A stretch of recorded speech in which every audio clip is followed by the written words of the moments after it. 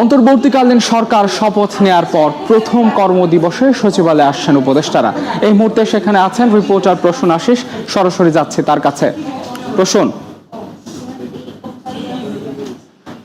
দেখুন, নোবেল বিজয়ী অর্থনীতিবিদ ডক্টর মোহাম্মদ ইউনূসের নেতৃত্বে 17 সদস্যের যে অন্তর্বর্তীকালীন সরকার, এই সরকারের কিন্তু শপথ অনুষ্ঠিত হয়েছে বৃহস্পতিবার সন্ধ্যায় বঙ্গভবনে।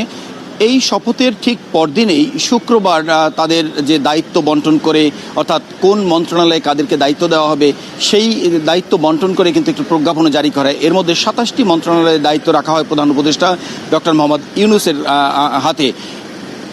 ঠিক বৃহস্পতিবারের পরে 2 দিন সাপ্তাহিক ছুটির পরে আজই প্রথম সরকারি অফিস।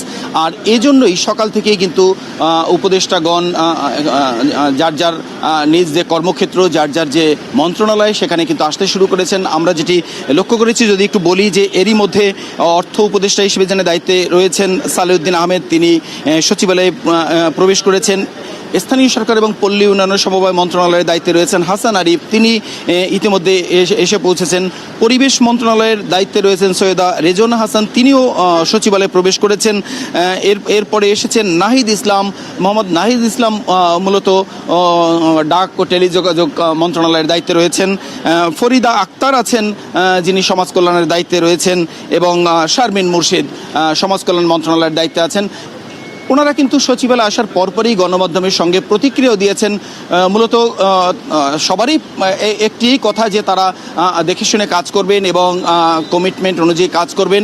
একটি ভালো একটি সরকার যাতে গঠন করা যায়, ঠিক সেরকম একটি অবস্থা নিয়ে তারা কাজ করবেন। প্রাথমিকভাবে মূলত এই ধরনের তথ্যই তারা দিয়েছেন, প্রতিক্রিয়া জানিয়েছেন। এই ছিল সচিবালয় থেকে সবশেষ তথ্য।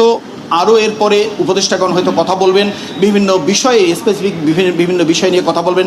সেগুলো জানার পরে আমরা জানিয়ে দিতে পারবো। এই ছিল সবশেষ তথ্য।